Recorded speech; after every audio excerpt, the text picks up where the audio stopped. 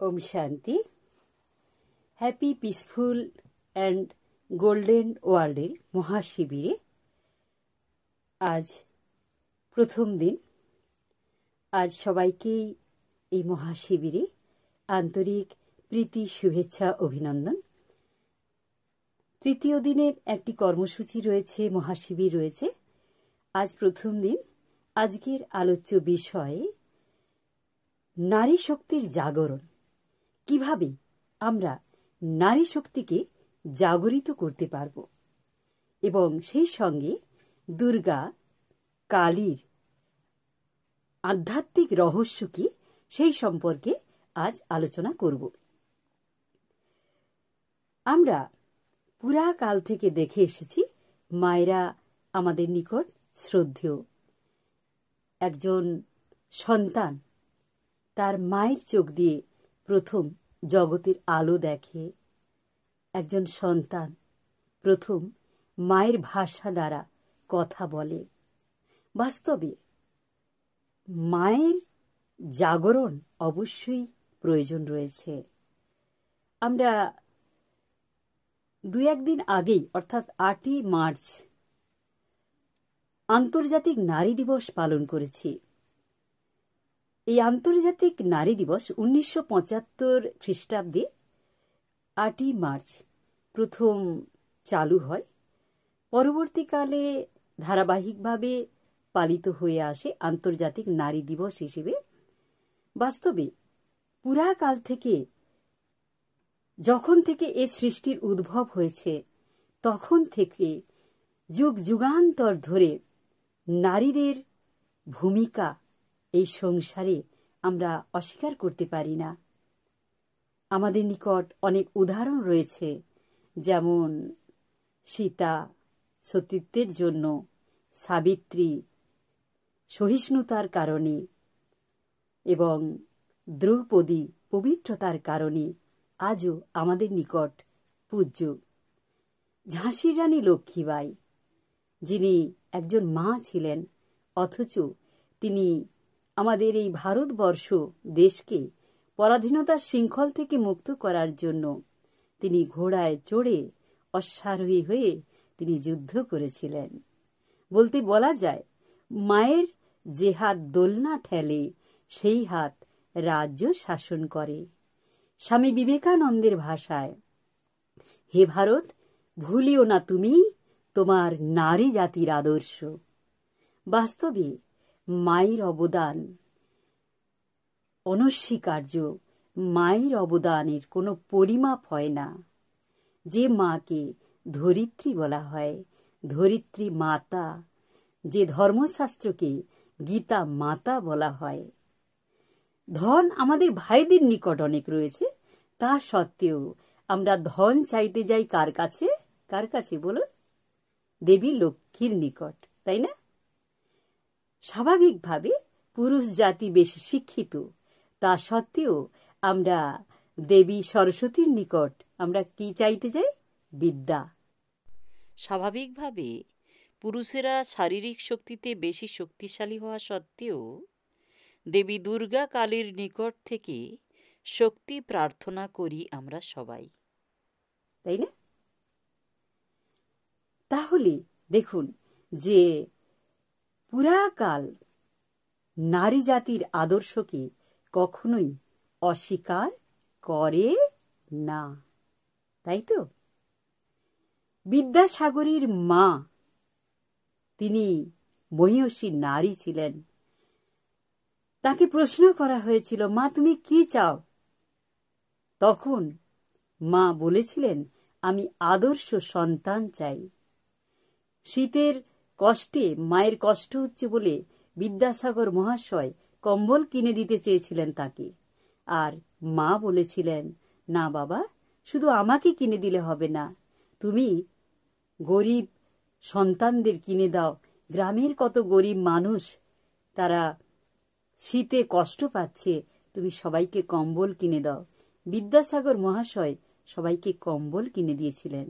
সেরকম দেখা যায় সীতা, সাবিত্রী, দময়ন্তী, খনা, লীলাবতী, আমাদের সারা বিশ্বে অনেক নারীরা আছেন যারা আজও আমাদের নিকট পূজনীয়, যেমন ইন্দিরা গান্ধী, প্রতিভা পাতিল, তারপর কল্পনা চাওলা, এরকম অনেক নারী যারা নিজ নিজ শক্তি দ্বারা সারা বিশ্বে নিজেকে প্রতিষ্ঠিত করেছেন।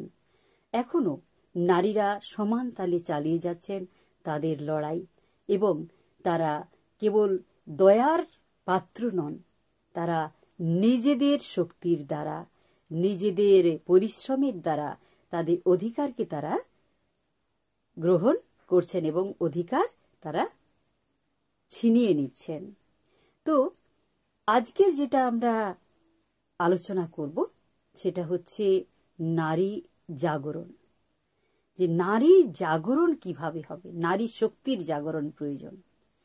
আজও দেখা যায় যে নারী শক্তি এমন কোথাও খারাপ কাজ করে ফেলছে, এমন কোনো ভাবে কোনো খারাপ কাজে নিযুক্ত হয়ে যাচ্ছে যে নারী জাতি কলঙ্কিত হচ্ছে।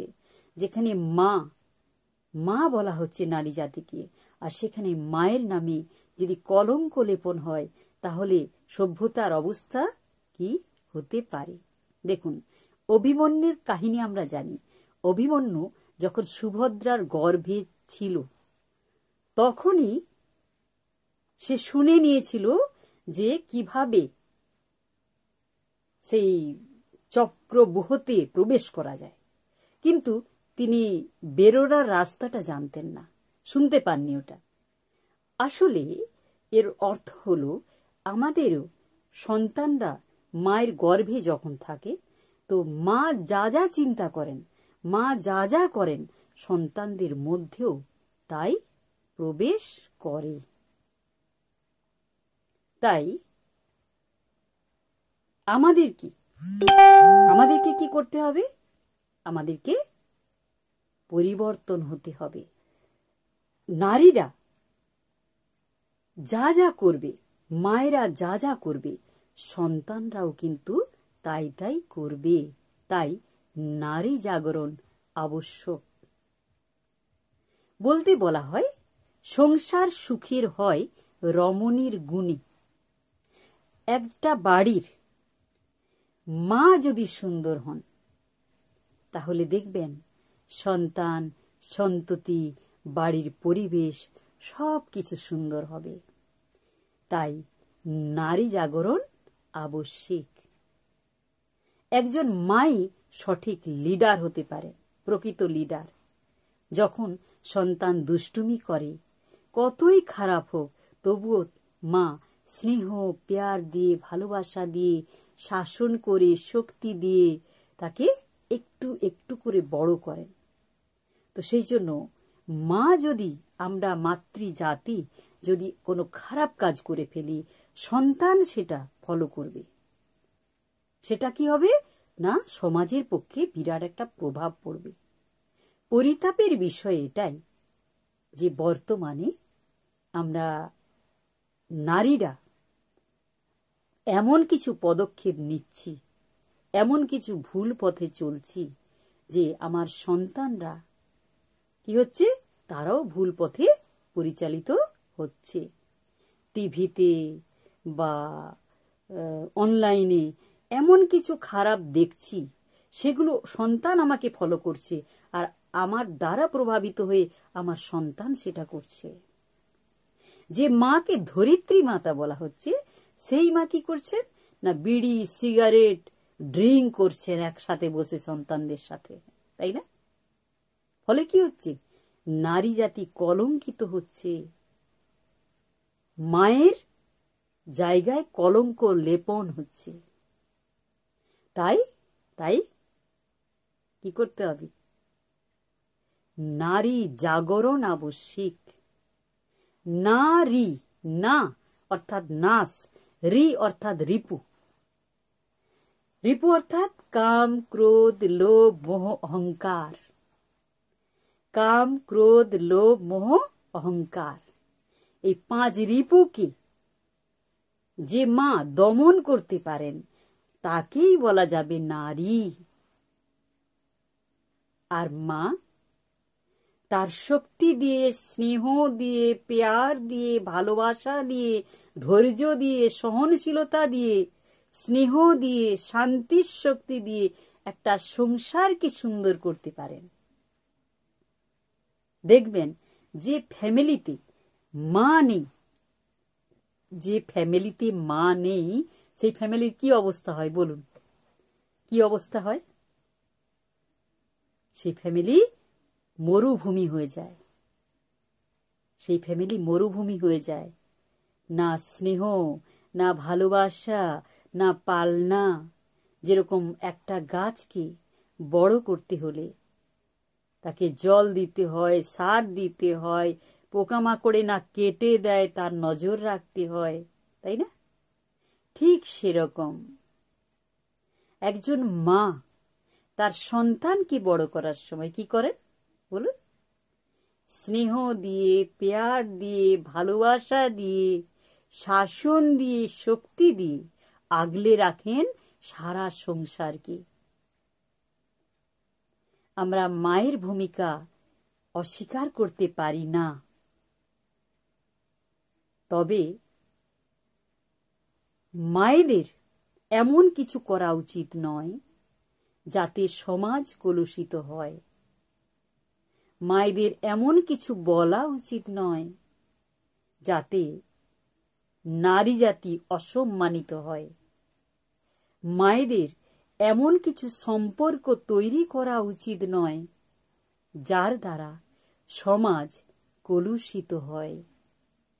তাই মায়েদের খুব সাবধানে চলাফেরা করা উচিত। আমরা বলি ও তো ছোট বাচ্চা, ও বোঝে না। আমরা বলি না অনেক সময়, ও বুঝে না, ও বুঝবে না, আমি কি করছি ও বুঝবে না। কিন্তু এই ধারণা ভুল। যে বাচ্চা যত ছোট থাকে ও তত বেশি ফলো করে মাকে, বাড়ির বড়দেরকে। তাই মাকে খুব সাবধানে চলতে হবে। কোনোভাবে মুখের কথা যেন খারাপ না হয়। মায়ের মুখের কথা কেমন হবে বলুন? কেমন হবে? কেমন? মা মঞ্জু ভাসিনী হবেন।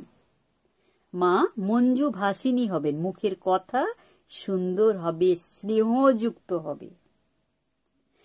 সন্তান যদি কখনো খারাপ কিছু করে, হয় না দুষ্টুমি করে, কথা শুনছে না, কিছুতেই ওকে কথা শোনানো যাচ্ছে না, ও দুষ্টুমি করছে, তো ওকে আপনি শাসন করবেন, কিন্তু সেই শাসনের সাথে যেন স্নেহ মিক্স থাকে। যেমন ধরুন কোনো বাচ্চা কিছুতে পড়তে বসছে না, কোনো বাচ্চা কিছুতে পড়তে বসছে না, আপনি কি করবেন বলুন? কি করবেন? মা তখন কি করবেন?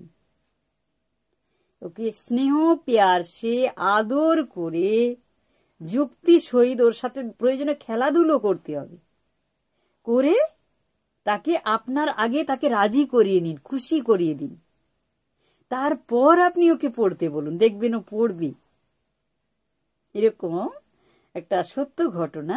একজন বাচ্চাকে মা কিছুতেই কন্ট্রোল করতে পারছে না, বাড়ির লোক কিছুতেই কন্ট্রোল করতে পারছে না, ভীষণ রাগী, ভীষণ ভীষণ রাগী।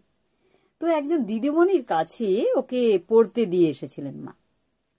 তো দিদিমণির কাছে সব বলেছেন যে দিদিমণি ওকে তো কিছুতেই, ভীষণ ওর রাগে একটুতেই রেগে যায়, ওর আমি রাগটা কমাতে পারছি না, অনেক চেষ্টা করেছি, রেগে ভেঙে ফেলে, সবকিছু নষ্ট করে দেয়, কি করে ওর রাগ কন্ট্রোল করব আমরা খুঁজে পাচ্ছি না, কি করে ও মানুষ হবে, বড় হবে।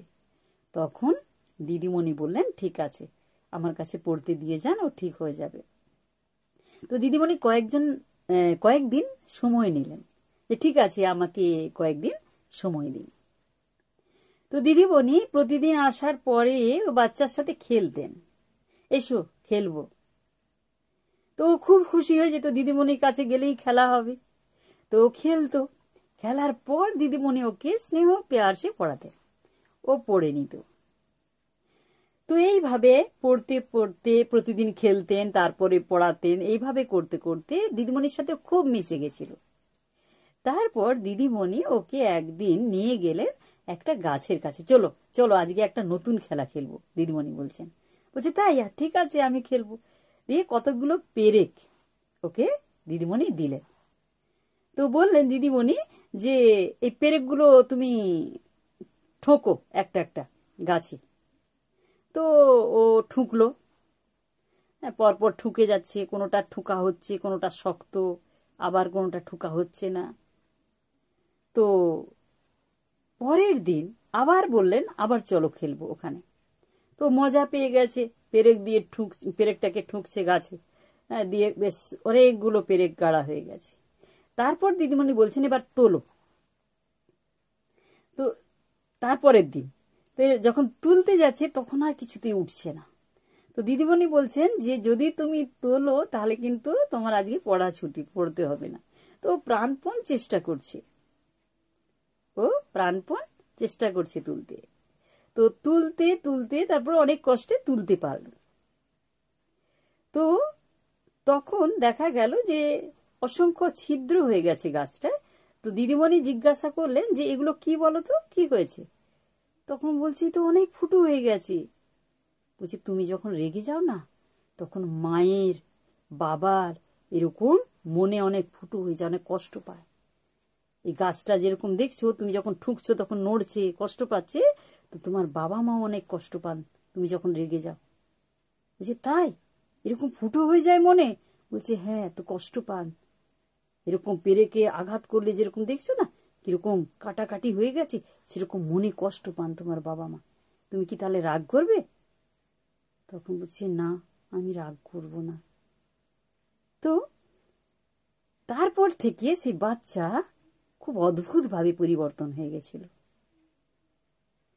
তো বাচ্চাকে আপনি যদি পরিবর্তন করতে চান, বাচ্চার সাথে আগে মিশুন।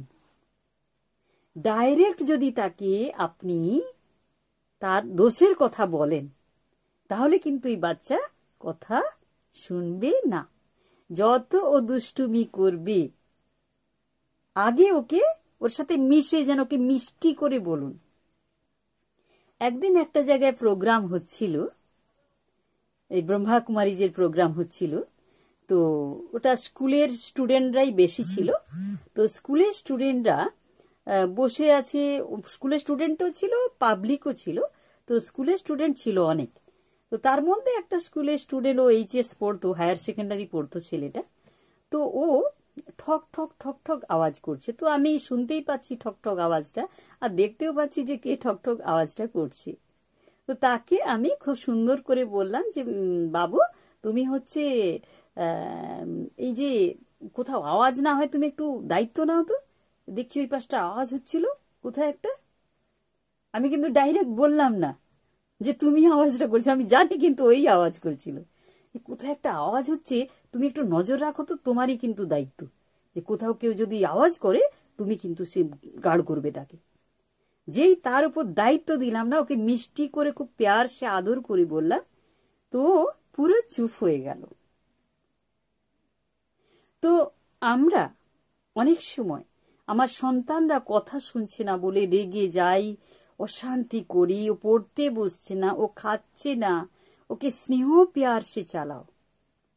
ওর উপর রেগে গিয়ে ওকে মারধর করলে ওর উপর খারাপ প্রভাব পড়বে, ও কষ্ট পাবে বেশি।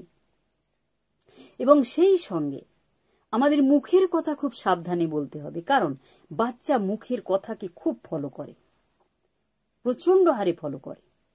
আমরা যেমন যেমন কথা বলবো ও তোতা পাখির মতো শিখে যাবে, ওই কথাগুলোই বলবে। যদি দেখা যায় বাবা মায়ের ঝগড়া হয়, তো ঝগড়াতে যা যা ভাষাই ইউজ হয়েছিল ওই সকল ভাষাইও আওড়াতে থাকবে। আর বাবাকে বলবে এই জন্য মা তোমাকে এরকম বলে, আর মাকে বলবে এই জন্য বাবা তোমাকে এরকম বলে। তো সেগুলো শিখে যাবে বাচ্চা। তো এই জন্য আমাদের জাগৃতির প্রয়োজন, জাগরণের প্রয়োজন রয়েছে, যে আমাদের মুখের কথা যেন সুন্দর হয়। কম বলো, কি কি হবে, কি কি পয়েন্ট ফলো করে কথা বলতে হবে? কম কথা বলতে হবে, তাহলে কম ভুল হবে। ধীরে বলো, ধীরে ধীরে কথা বলতে হবে, তবে কথার মধ্যে ভুল কম হবে। আর সত্য কথা বলতে হবে। আবার অপ্রিয় সত্য কথা বলা যাবে না। অপ্রিয় সত্য কথা কদাপি না কাও, এমন কথা বলো না যে কেউ সুইসাইড করে নেয় তোমার কথাতে, এরকম সত্য কথা বলার প্রয়োজন নেই। আর আর কি যুক্তিযুক্ত কথা বলো, যুক্তিযুক্ত কথা বলো। তাহলে কি কি বলবেন? কম বলো, কম কথা বললে কম ভুল হবে। আর কি ধীরে বলো, মিষ্টি করে বলো। কম বলো, ধীরে বলো, মিষ্টি করে বলো, আর কি প্রিয় করে বলো, যুক্তিযুক্ত কথা বলো, সত্য কথা বলো। এই কয়েকটা পয়েন্টকে ফলো করে যদি আমরা কথা বলি, তো আমাদের কথার ধার, কথার যে কোয়ালিটি অনেক পরিবর্তন হয়ে যাবে এবং আমাদের সন্তানরা বা আমাদের যে পরিবার অনেক সুখের হবে, সুন্দর হবে। আমরা মুখে এমন কিছু কথা বলবো না যে কথা অপরকে কষ্ট দেবে, ধাক্কা দেবে, ইরিটেট করবে, বা ঈর্ষা হিংসার বশীভূত হয়ে টোন টিটকারি করার কথাবার্তা বলি না আমরা অনেক সময়, টোন করে বলে দিলাম, তাই না? তো এই ধরনের কথা একেবারেই বলা উচিত নয়। যদি আমরা বলি তাহলে আমাদের সন্তানরা কি হয়ে যাবে? ওই রকম কথাই শিখে যাবে। আর যেই এরকম উল্টো কথা সে শিখবে, অটোমেটিক্যালি ফ্যামিলিতে অশান্তি শুরু হয়ে যাবে। আমার বাচ্চা যদি উল্টো কথা শিখে যায়, আমার বাচ্চা যদি সেই উল্টো কথাগুলো বলতে শুরু করে, ধীরে ধীরে কি হবে? কি হবে? সংসারের শান্তিও নষ্ট হয়ে যাবে। তাই মুখের কথা, মায়ের মুখের কথা, কারণ মায়ের ভাষা দিয়ে প্রথম শুরু করে বাচ্চা কথা বলতে, তো মায়ের মুখের কথা যেন সুমিষ্ট হয়, সত্য কথা হয়। একদিন একজন এসেছে আর কি বাড়িতে, বাচ্চাকে জিজ্ঞাসা করছে যে তোমার বাবা কোথায়?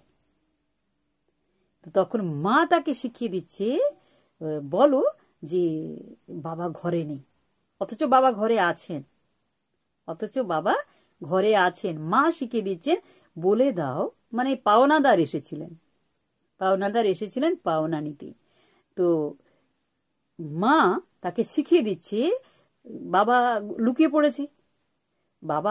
পড়েছেন ঘরে, আর বাচ্চাকে শিখিয়ে দিচ্ছেন মা যে বলো যে মা বাবা ঘরে নেই, এটা বলো ওনাকে।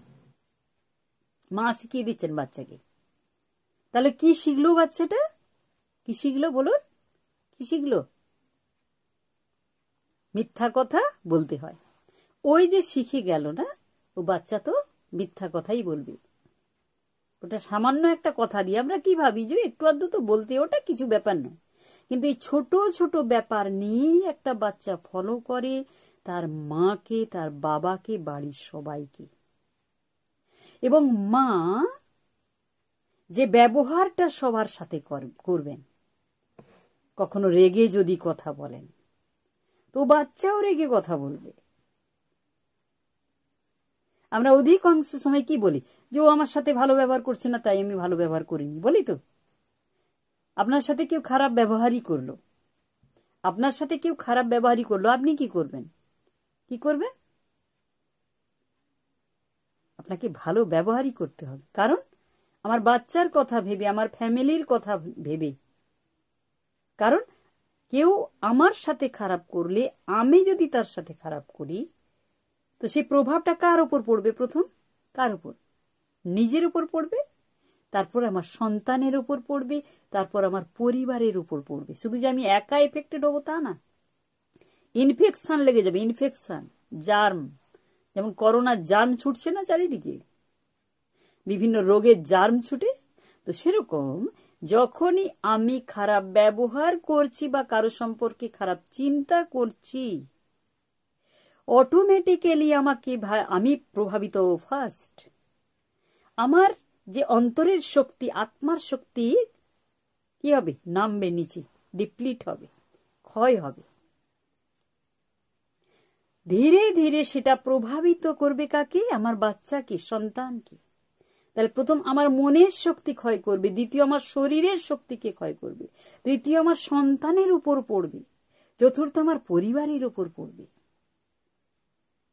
তাই কমসে কম নিজের কথা ভেবে আমার সন্তানের কথা ভেবে কারোর সাথে এক তো মিথ্যাচারিতা নয়, একেবারেই নয় মিথ্যাচারিতা। অনেক সময় আমরা কোথাও গিয়েছি তো দেখা গেল যে সবার মধ্যে আছি, কোনো একটা জিনিস বেশি হয়েছে তো সে বেশি জিনিসটা আমি নিয়ে চলে এলাম। সন্তান আমার সাথে আছে, শিখে গেল যে কোথাও থেকে এরকম বেশি হলে নিয়ে চলে আসতে হয়। অন্য কেউ নেয়নি কিন্তু আমি সেখান থেকে নিয়ে চলে এলাম, জিনিসটা বেশি হয়েছে নিয়ে চলে এলাম। হ্যাঁ, কেউ দিলে আলাদা জিনিস, কেউ দিলে আলাদা জিনিস, কেউ দিল না অথচ আমি লুকিয়ে নিয়ে চলে এলাম, আর সেটা আমার সন্তান জানলো যে মা লুকিয়ে নিয়ে চলে এলো। চুরি করার স্বভাব যেটা, তো ও প্রভাবিত হয়ে যাবে, ভাইব্রেট হয়ে যাবে, ও শিখে গেল যে এভাবে চুরি করতে হয়। তাহলে মা প্রথম নিজে খারাপ করে শুধু নিজের ক্ষতি করছেন না, তার সাথে সাথে সন্তান, পরিবার, সবার ক্ষতি হয়ে যাচ্ছে। তাই নারী জাগরণ আবশ্যিক। অন্তর্নিহিত শক্তির বিকাশ ঘটাতে হবে। কখনো কোনো অবগুণ, কোনো খারাপ কিছু থেকে সবসময় সরে থাকুন, না হলেই কি হয়ে যাবে? সংসার অসুখের হয়ে যাবে, অখুশি।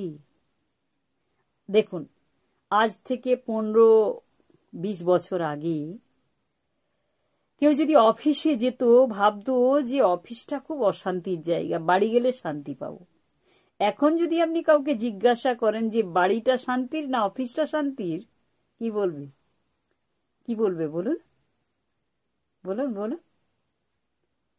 সে ডিসিশন নিতে পারবে না সত্যি শান্তির জায়গা কোনটা, তাই না? আবার কখনো কখনো ভাববে যে অফিসটাই ভালো, তাই না? কখনো কখনো ভাববে অফিসটাই ভালো ভালো। আবার দেখবেন সানডে স্যাটারডে অনেকে ভাবে যে সানডে স্যাটারডেও অফিস হলে ভালো হতো, এই বাড়িতে থাকা মানে অশান্তি। যে মায়ের মধ্যে যে মাতৃশক্তি, যে স্নেহ বা যে গুণ, সেগুলো আজকে কি অনেকটা অবলুপ্তির পথে। আজকে একজন নারী অসংখ্য জনের সাথে অবৈধ রিলেশন করছে, এটা কি সমাজকে কলুষিত করছে, কলঙ্কিত করছে। তো সেই জন্য আমাদের নারীদের সচেতন থাকতে হবে যে এমন কিছু আমরা করব না, এমন কোনো রিলেশন করব না যেটা নারী সমাজকে কলুষিত করবে, বা এমন কিছু পোশাক আমরা পরিধান করব না যেটা নারী সমাজকে কলঙ্কিত করবে। যদিও বলা হয় যে আপরুচি খানা পররুচি পরনা, বলতে বলা হয় এমনি, ফিরভি যা কিছুই আমি করি মর্যাদার সহিত হবে, মর্যাদার গণ্ডির মধ্যে থেকে হবে। এবং অবশ্যই আত্মজাগৃতির প্রয়োজন রয়েছে যে আমি কার সাথে কি ব্যবহার করব, কেমন করে আমি ফ্যামিলিতে চলব, আমার দ্বারা যেন কোনো ধরনের ক্ষতি না হয়, আমার চোখের দৃষ্টি যেন ভালো হয়, সবাইকে যেন আমি কল্যাণকারী দৃষ্টিতে দেখতে পারি, কখনো যেন আমার চোখ খারাপ কিছু না দেখে, ভালো কিছু যেন দেখে সবসময়। দেখুন, খারাপ ভালো মেশা সবার মধ্যে আছে, তাই না? কিন্তু আমাকে দেখতে হবে কি দেখতে হবে? ভালোটা দেখতে হবে, আমি খারাপটা দেখব না। जैसा देखेंगे वैसा बन जाएंगे, আমি যেমন যেমন দেখব সেরকমই আমি হয়ে যাব ক্রমশ। তো সেই জন্য আমার সাথে কেউ কেমনই ব্যবহার করুক, আমি সবার সাথে ভালো ব্যবহার করব। কারণ কেউ আমার সাথে খারাপ ব্যবহার করছে তো ওটা ওর বৈশিষ্ট্য, ক্যারেক্টারিস্টিক্স, আর আমি যেটা করছি এটা আমার বৈশিষ্ট্য। আর ও যে ব্যবহারটা আমার সাথে করছে তো ওর কর্মফলও ভোগ করবে, আর আমি যেটা করছি আমার কর্মফল আমি ভোগ করব। তো আমি কারো দ্বারা প্রভাবিত হয়ে কখনো আমি খারাপ কিছু করব না, খারাপ ব্যবহার কারো সাথে করব না। তবে এই নয় যে উন্নতি হয়নি, উন্নতি অবশ্যই হয়েছে, অনেক আপডেট হয়েছে এখন সমাজ। আগে যেরকম পর্দার মধ্যে নারীদেরকে রাখতো, হ্যাঁ, বলতো যে বাইরের মুখ দেখানো যাবে না, বাইরে পর্দানসীন করে রাখতো। তো এখন সেটা কেটেছে। আগে মহিলারা পড়াশুনো করতে পারতেন না, এখন সেটা করতে পারছেন। আগে চাকরি বাকরি করার অর্ডার ছিল না, এখনো কোনো কোনো ফ্যামিলিতে আছে যে মহিলাদের চাকরি করতে দেবেন না, তারা নিজেকে প্রতিষ্ঠিত করতে পারবেন না বা পড়াশুনো বেশি দূর করতে পারবেন না। এরকম অনেক রকম ব্যারিয়ার এখনো কোথাও কোথাও রয়েছে, গোঁড়ামি দৃষ্টি এখনো রয়েছে, একেবারে মুছে যায়নি। তবে অনেকটা আপডেট হয়েছে, আগের তুলনায় অনেকই আপডেট হয়েছে, অনেক সামাজিক হয়েছেন সবাই অবশ্যই। তো আমরা আরো আপডেট হব, আরো সুন্দর হব, আমাদের চাল চলন, ওঠা বসা, চরিত্র সবটা যেন সুন্দর হয়। তবেই কিনা সমাজ কলুষতা থেকে মুক্ত হবে, সুন্দর হবে, নারী জাগরণ হবে। তাই তো 8ই মার্চ সারা বিশ্বে কি নারীদেরকে সম্মান প্রদর্শনার্থে কি করা হয়েছিল? আন্তর্জাতিক নারী দিবস পালন করা হয়েছিল। নারীদের আমরা শক্তি রূপে পুজো করে থাকি, শিব শক্তি বলা হয়, শিব শক্তি। পৃথিবীর শক্তি রূপে নারী কাজ করে। দেবী দুর্গা, দেবী কালী রূপে তাদের দেখানো হয়। তো দেবী দুর্গার হাতে দেখবেন 10 হাতে 10টা অস্ত্র রয়েছে, তাই না? 8 হাতে 8টা অস্ত্র আর 2 হাতে ত্রিশূল, তাই তো? তো এগুলোর অর্থ রয়েছে। দেবী দুর্গা অর্থাৎ কি? দুর্গতি নাশিনী, মায়ের একটা রূপ, নারী জাতির একটা রূপ মা দুর্গা। যে মা অসুর নিধন করছেন, সেই মায়ের চোখে কি দৃষ্টি আছে? স্নেহের দৃষ্টি, মায়ের দৃষ্টি। দেখবেন কতই কষ্ট হোক, মায়ের কোলে যদি আমরা মাথাটা রেখে দিই, কি হয়ে যায়? মহা শান্তি মিলে যায়, তাই না? তো সেই রকম মা যে মহা শান্তি দিতে পারবে তাকে মা বলবে। যার চোখের ভাষা অতি স্নেহের হবে, চোখ দেখলেই সবাই খুশি হয়ে যাবে, শান্তির অনুভূতি হবে, তো তাকেই বলবে মা। যে নারীর মধ্যে এরকম শক্তি থাকবে, অনুভূতি হবে, ও কাছে এলেই বা ওর দৃষ্টির সামনে এলেই অনুভূতি হবে যে ওর মধ্যে একটা স্নেহ আছে, এবং সেই স্নেহ খুব পিওর, পবিত্র স্নেহ। তো মায়ের হাতে যে অস্ত্রগুলো থাকে, সে অস্ত্রগুলো কি কি থাকে বলুন তো? বলুন কি কি থাকে? ত্রিশূল থাকে, আর কি? শঙ্খ, আর গদা, আর চক্র, আর পদ্ম, আর বলুন আর কি? বাণ, আর ঢাল, আর কি বলুন? বজ্র। এরকম হাতে একটা একটা অস্ত্র রয়েছে, প্রত্যেকটা অস্ত্রের অর্থ রয়েছে যে আমরা নারী জাতি, আমরা মাতৃস্বরূপিণী মা দুর্গা। আমরা সারা বিশ্ব, শুধু নিজের সংসারে নয়, সারা বিশ্বের অসুরকে নিধন করব। সারা বিশ্বের অসুর, অসুর বলতে কে বলুন? অসুর কাম, ক্রোধ, লোভ, মোহ, অহংকার। এই অসুরগুলোকে নিধন করতে হবে, নিজের মধ্যেও নিধন করতে হবে, অপরের মধ্যেকার অসুরকে নিধন করে তাদেরকে অসুরের হাত থেকে রক্ষা করতে হবে, তাই না? তো হাতে আর কি দেখানো হয়? কি দেখানো হয়? শঙ্খ। শঙ্খ বলতে জ্ঞানরূপী শঙ্খ, ওরকম স্থূল শঙ্খ নয়। এই শঙ্খের আওয়াজে নাকি অনেক অসুর অজ্ঞান হয়ে যেতেন। বাস্তবে এরকম শঙ্খ ধ্বনি নয়, এটা কি ধ্বনি? জ্ঞানরূপী শঙ্খ, জ্ঞান ধ্বনি। মা মাতৃজাতি এমন কোন শঙ্খধ্বনি অর্থাৎ জ্ঞান ধ্বনি করবেন, জ্ঞানের কথা সবাইকে বলবেন এবং জ্ঞান যুক্ত শক্তিশালী কথা বলবেন, যাতে কিনা সংসারও সুন্দর হবে, আমার সন্তান সুন্দর হয়ে যাবে, অনেকের মধ্যেকার অসুর মানে ক্রোধ কমে যাবে, চলে যাবে, লোভ চলে যাবে, অহংকার চলে যাবে। এইরকম জ্ঞানযুক্ত কথা বলতে হবে। একেই বলা হচ্ছে শঙ্খধ্বনি।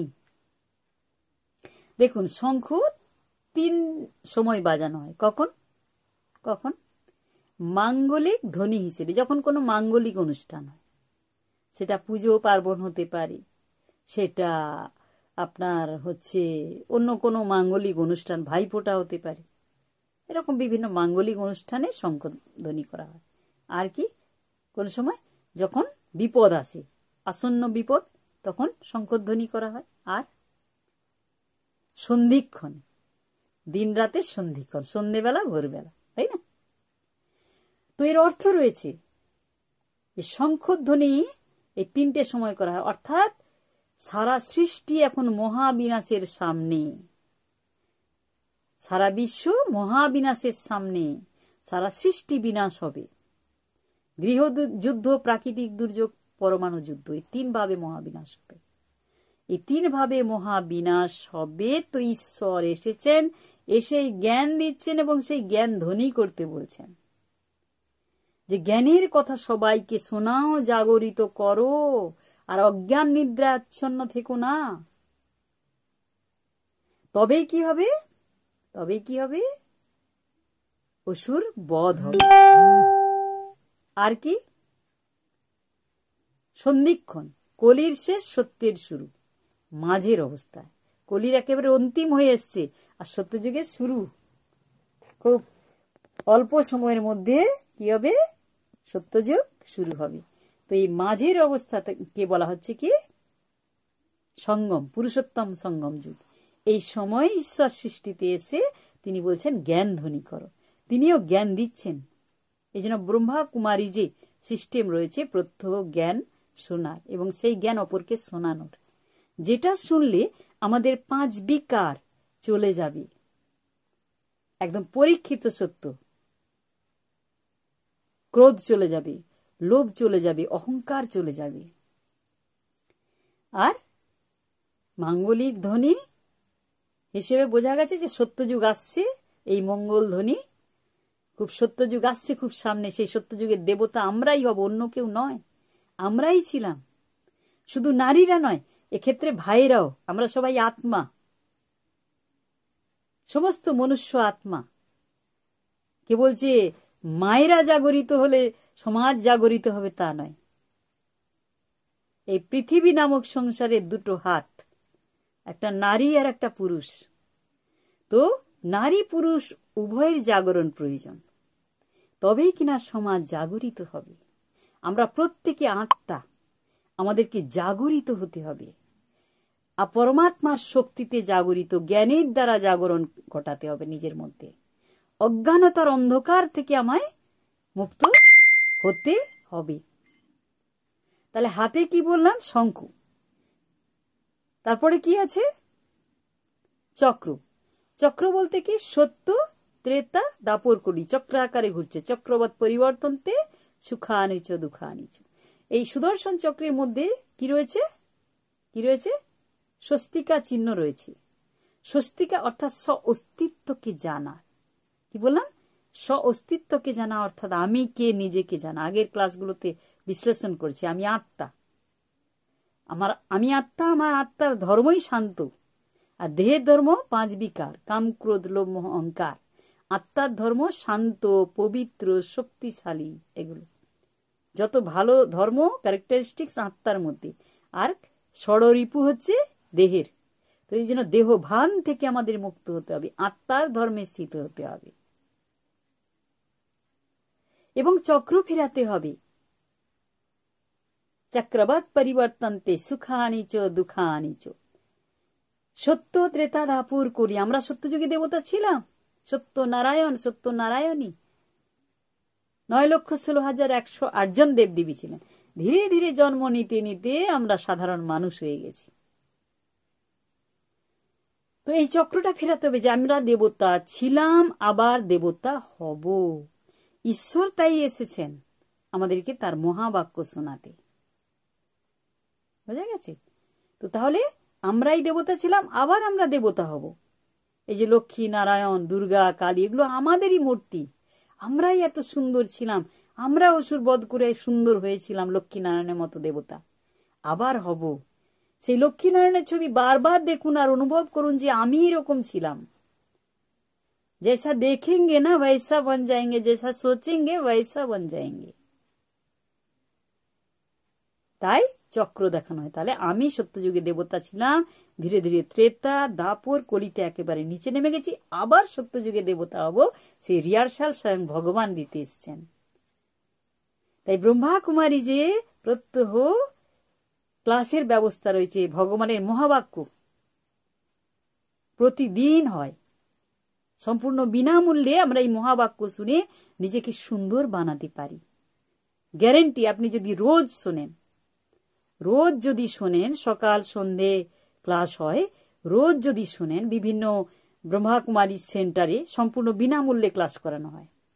রোজ যদি আপনি এই ক্লাস অ্যাটেন্ড করেন তো অবশ্যই আপনি সুন্দর হতে পারবেন।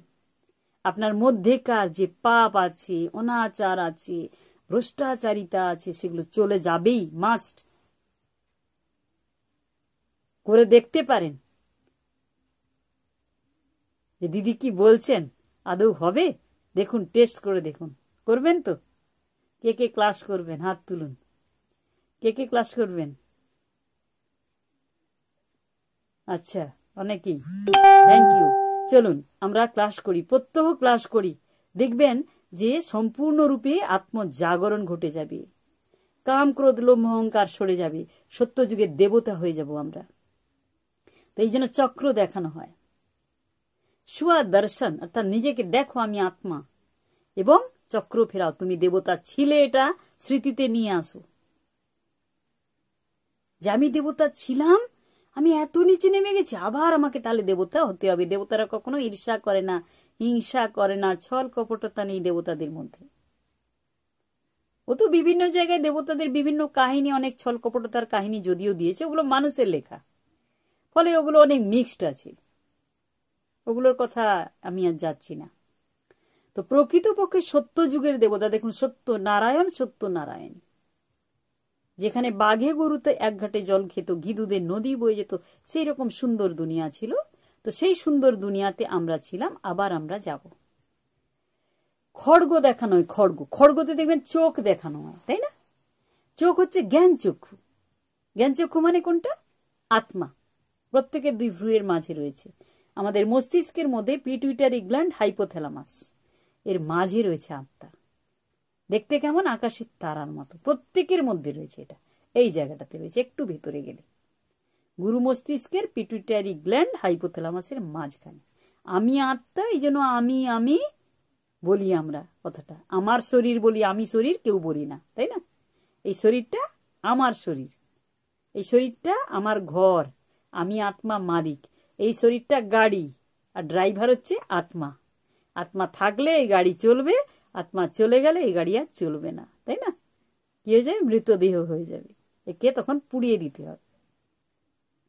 বুঝে গেছে? তাহলে আমি আত্মা। জ্ঞান চক্ষু, ওই খড়গ দেখানো হয় জ্ঞান চক্ষু, চোখ আঁকা থাকে। এই তৃতীয় নয়নকে বলা হয়, থার্ড আইকে জ্ঞান চক্ষু বলা হয়। ওই জন্য দুর্গার কপালে দেখবেন এই চোখ দেখানো হয়, তাই না? আসলে প্রত্যেকের মধ্যে এই আত্মাটা রয়েছে, প্রত্যেকের এই জায়গাটাতে রয়েছে। একটু ভেতরে গেলে আকাশের তারার মতো দেখতে। প্রত্যেকে অনুভব করুন যে আমি আত্মা, পবিত্র আত্মা। প্রত্যেকে অনুভব করুন, এখনই করুন। আমি পবিত্র আত্মা, সূক্ষ্ম জ্যোতির্বিন্দু, পয়েন্ট অফ লাইট। আমি আত্মা, দুই ভ্রুয়ের মাঝে রয়েছি, দুই ভ্রুয়ের ঠিক মধ্য বিন্দুতে। আমি আত্মা শান্ত স্বরূপ, আমি আত্মা শক্তিশালী, আমি আত্মা পবিত্র, আমি আত্মা শক্তিশালী। বারবার এই জল করছি এই আত্মাটাকে অনুভব করুন। আমি আত্মা। যত আপনি অনুভব করবেন তত তত অসুর বধ হবে। অসুর মানে কাম, ক্রোধ, লোভ, অহংকার চলে যাবে।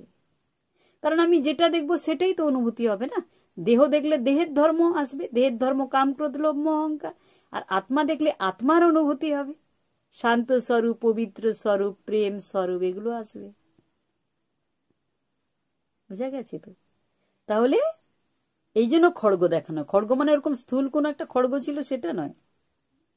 আত্মার অনুভূতি প্রত্যেককে করতে হবে, তবেই মাতৃশক্তি অসুরকে বধ করতে পারবে। তারপর দেখবেন যে দুর্গার হাতে আর কি দেখানো হয়, তাহলে খড়গ ও ত্রিশূল দেখানো হয়। ত্রিশূল অর্থ কি?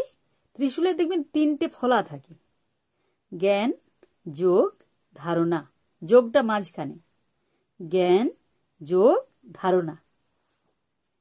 তাহলে জ্ঞান শুনতে হবে ঈশ্বরের থেকে, যোগযুক্ত হতে হবে পরমাত্মার সাথে, আর সেই জ্ঞানকে নিজের জীবনে ধারণ করতে হবে। তবে আপনি অসুর বধ করতে পারবেন। অসুর মানে কি বললাম বলুন তো? বলুন, অসুর মানে কাকে বললাম? অসুর কোনগুলো?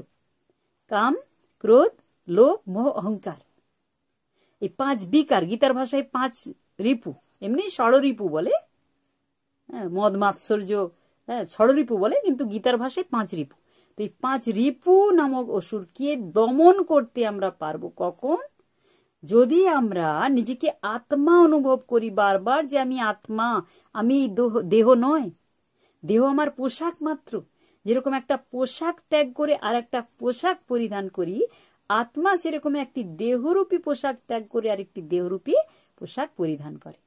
তাই আত্মার তো বিনাশ হয় না। এই জল দ্বারা সিক্ত করা যায় না, অগ্নি দ্বারা দগ্ধ করা যায় না। আত্মা অবিনাশী, প্রত্যেকের এই জায়গাটাতে রয়েছে আত্মা। একেবারে ব্রেনের মধ্যবিন্দুতে বলা যাবে। তো পরমাত্মা সাথে যত যোগযুক্ত হব, প্রথম তো নিজেকে আত্মা অনুভব করতে হবে। বারবার অনুভব করবেন যে আকাশে তারার মতো জল করছে এখানে। আর ধীরে ধীরে অনুভব করতে হবে যে আমি পরমাত্মার সাথে যোগযুক্ত হচ্ছি। আমার মস্তিষ্কের ওপরে রয়েছেন পরমাত্মা, তার থেকে অসংখ্য লাইট আমার উপর পড়ছে। জন্ম জন্মান্তরে পাপ থেকে আমি মুক্ত হয়ে যাচ্ছি। নিজেকে অনুভব করতে হবে সেটা। আর তার সাথে সাথে কি করতে হবে না, পরমাত্মার জ্ঞান রোজ শুনতে হবে। শুনবেন তো? শুনবেন তো? আত্মজাগরণ সবার প্রয়োজন, প্রয়োজন নয়? প্রকৃত যদি শক্তি, শান্তির অনুভব করতে চাই, যদি নিজের আত্মজাগৃতির কথা ভাবি, তাহলে অবশ্যই কি করতে হবে? কি করতে হবে? অবশ্যই আমাকে শুনতে হবে পরমাত্মার কথা, তার মহাবাক্য শুনতে হবে। আর তাহলে জ্ঞান, যোগ, ধারণা। যোগ হচ্ছে মাঝখানে, পরমাত্মার সাথে যোগযুক্ত। এই ত্রিশূলের অর্থ তাই। আর কি? হাতে থাকে বাণ, বাণ থাকে। বাণ অর্থাৎ কি? বাণী, বাণ। যে আমাদের বাণ যদি একবারে ফলা থেকে বেরিয়ে যায়, একটা তীর আর ধনুক আর কি, ধনুষ থাকে, ধনুষ। তো ধনুষ থেকে তীর যদি বেরিয়ে যায় কি হবে? কি হবে? আর কখনো ফিরে নিতে পারবো? পারবো না। তো আমাদের বাণ অর্থাৎ মুখের বাণী, চিন্তার তীর, মুখের তীর, ব্যবহারের তীর এমন ভাবে যেন না যায় যাতে কারো বিদ্ধ করে তাকে আহত করে দেয়। আমাদের বাণী, মুখের কথা যেন শান্তিপূর্ণ হয়, শক্তিপূর্ণ হয়, শক্তিশালী হয়। আমাদের ব্যবহারের মধ্যে যেন মধুরতা থাকে, পবিত্রতা থাকে। আমার রিলেশনে যে আসবে সে যেন শক্তিশালী হয়ে যায়। আমার সংস্পর্শে যে আসবে সে যেন শান্তি, শক্তির অনুভূতি করে, স্নেহের অনুভব করে। তো বাণ তাকেই বলা হচ্ছে। বাণ মানে এরকম একটা তীর ছিল, তিনি ছুঁড়ে মেরেছিলেন তা নয়। তো বাস্তবে আমরা মায়েরা যে বাণী ব্যবহার করি বা যে চিন্তা প্রত্যেকের প্রতি ফেলাই, যদি খারাপ চিন্তা করি তো তীর তার বুকে গিয়ে বিদ্ধ করবে। আর যদি ভালো কল্যাণকারী চিন্তা করি, শুভ চিন্তা করি সবার প্রতি, তাহলে কি হবে? তাকে শান্তি দেবে, শক্তি দেবে। এই জন্য দেখবেন জড়মূর্তির কাছে গিয়ে মা মা মা গো তুমি আমাকে দয়া করো, সবাই বলে তো না? আচ্ছা মা, তুমি কি চেতন হতে পারো না? যে জড়মূর্তির কাছে গিয়ে এত প্রাপ্তি করছে অন্যেরা, তো আমরা কি সেই শক্তি রূপিণী দুর্গতি নাশিনী মা হতে পারি না? আমরা নারীরা হতে পারি না? পারি তো? পারি তো? বলুন। অবশ্যই পারি। তো সেই মাতৃশক্তির জাগরণ তখনই হবে যদি দেবী দুর্গা রূপে নিজেকে অনুভব করা যায় যে আমি দেবী দুর্গা, আমার শক্তি, আমার মুখের বাণী, আমার সম্পর্ক সবকিছু পবিত্র হবে, সবকিছু শক্তি প্রদায়ী হবে, স্নেহ প্রদায়ী হবে। সবাই মায়ের অনুভব করবে আমার কাছে এলে, স্নেহের অনুভব করবে আমার কাছে এলে, তবেই দেবী দুর্গা, তাই না? তো এই অস্ত্রগুলো মায়ের কাছে থাকে।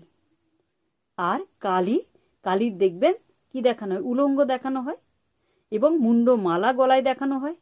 আর শিবের শঙ্করের ওপর তিনি পা দিয়ে জীব বের করে দিয়েছেন, দেখানো হয় না? দেখানো হয় তো। আর তৃতীয় নয়ন দেখানো হয় কালী মায়ের, তাই না? এর অর্থ হচ্ছে আত্মা, নিজে আত্মা অনুভব করতে হবে। আমরা যদি নিজেকে আত্মা অনুভব করি, এবং উলঙ্গ এই কারণে দেখানো হয়েছে যে আমরা দেহ নয় আত্মা, দেহরূপী বস্ত্র আলাদা আর আত্মা আমি, এই অর্থে উলঙ্গ দেখানো হয়েছে। আমি দেহ নয়, আমি আত্মা। দেহকে বস্ত্রের সাথে তুলনা করা হয়েছে যে আমি আত্মা, আমি দেহ নয়, এই অর্থে উলঙ্গ দেখানো হয়েছে যে আমি আত্মা, আমি দেহ নয়, দেহরূপী বস্ত্র আলাদা আর আমি আত্মা আলাদা, এই জন্য উলঙ্গ দেখানো হয়েছে। আর শঙ্করের ওপর তাকে পা দিতে দেখানো হয়েছে, অর্থ যে যখন আমরা জীবনে চলতে চলতে যখন শিব জ্ঞানে পা দিলাম, অর্থাৎ পরমাত্মার জ্ঞানে যখন নিজেকে জাগরিত করলাম, তখন কি করলাম?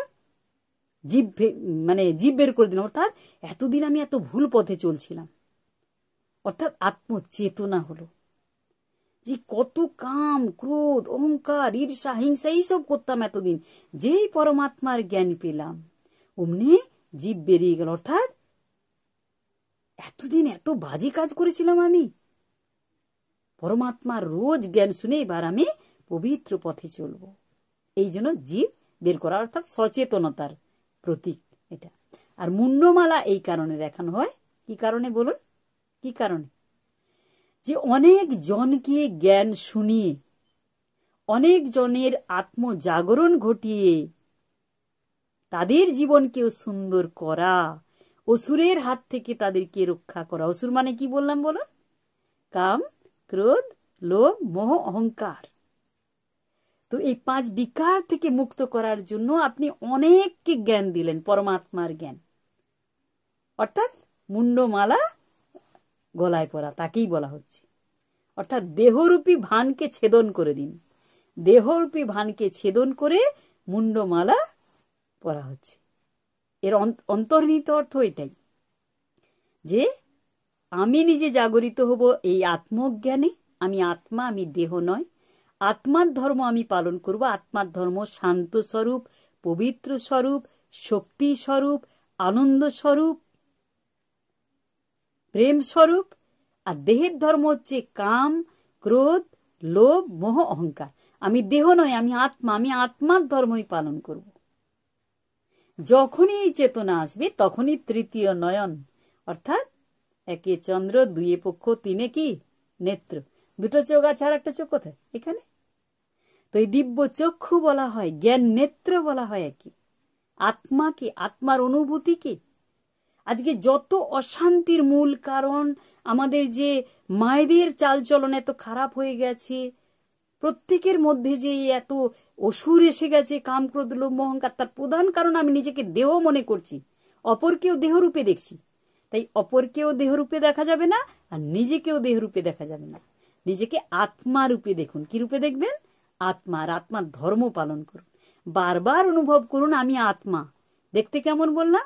আকাশের তারার মতো জল জল করছে, অনুভব করুন। এখানে রয়েছে, প্রত্যেকের রয়েছে। অনুভব করুন এখনই যে আমি আত্মা, সূক্ষ্ম জ্যোতির্বিন্দু, পয়েন্ট অফ লাইট, উজ্জ্বল তারার মতো দেখতে, প্রকাশময়, দুই ভুঁয়ের ঠিক মধ্যবিন্দুতে বিরাজমান। আমি আত্মা, আমি দুর্গতি নাশিনী দুর্গা। আমি সারা বিশ্বের দুর্গতি নাশ করব।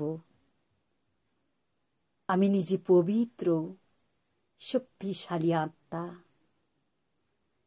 আমার চিন্তা, আমার কথা, আমার শক্তি সব কিছু পবিত্র। আমার সংস্পর্শে যে আসবে সে পবিত্র হয়ে যাবে। আমি সুগন্ধি ফুলের ন্যায় পবিত্র। আমার নিকট যে আসবে সে ফুলের মতো পবিত্র হয়ে যাবে। তার জীবনে সুখ শান্তি পবিত্রতায় ভরে যাবে। সমস্ত দুর্গতি নাশ হয়ে যাবে আমার শক্তিশালী পবিত্র আলোর কিরণে। সর্বদা এরকম অনুভব করুন। আর অনুভব করবেন যে পরমাত্মার অসংখ্য প্রকাশ আপনার উপর বর্ষিত হচ্ছে। অনুভব করবেন যে আপনার মস্তিষ্কের উপরে পরমাত্মা রয়েছেন, পয়েন্ট অফ লাইট, তিনিও আকাশের তারার মতো। তার থেকে অসংখ্য আলোর কিরণ আপনার উপর কি হচ্ছে? বর্ষিত হচ্ছে। ধীরে ধীরে আপনার মধ্যে জন্ম জন্মান্তরে পাপ থেকে আপনি মুক্ত হয়ে যাচ্ছেন। অনুভব করবেন যে অসংখ্য আলোর ঝর্ণা যেমন পড়ে না, সেই রকম আলোর ঝর্ণা পড়ছে আমার উপর। এবং আমরা এরকম রোজ যদি করি, রোজ যদি এরকম মেডিটেশন করি, আর রোজ যদি পরমাত্মার মহাবাক্য শুনি, তাহলে অবশ্যই আমাদের আত্মজাগৃতি হবে। শুধু আমরা নয়, শুধু মায়েরা নয়, তার সাথে সাথে আমার ভাইয়েরাও। আমরা দেহ দেখব না, আমরা কি দেখব? আত্মা দেখব।